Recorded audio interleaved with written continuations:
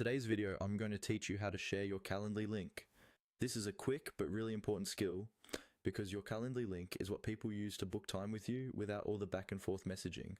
By the end of this video, you'll know exactly where to find your link and how to copy it so you can paste it into emails, chats, or anywhere else you need. First, go ahead and log into your Calendly account in your browser. Once you're on your main Calendly dashboard, look toward the top navigation area and find the option labeled Scheduling. The wording or position may change slightly depending on updates to the interface, but you're looking for that scheduling section since that's where your event or meeting types are managed. Click on Scheduling to open up your scheduling settings. After you click Scheduling, you'll see a list of your meeting types. These are the different kinds of appointments people can book with you, such as a 15-minute intro call, a 30-minute meeting, or any custom event you've created. Take a moment to scan through this list and decide which specific meeting you want to share.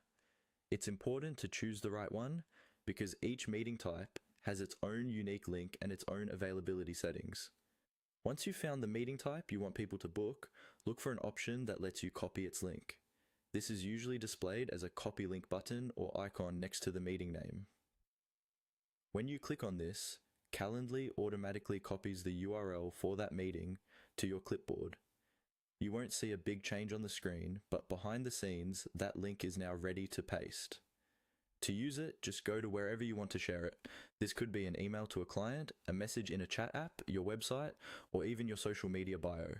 Click into the text field, then paste the link. On most computers, you can do this by pressing Ctrl+V on Windows or Command+V on a Mac. Once it's pasted, you can add a short note like, "Here's my scheduling link. Pick any time that works for you." When someone clicks that link, they'll see only that specific meeting type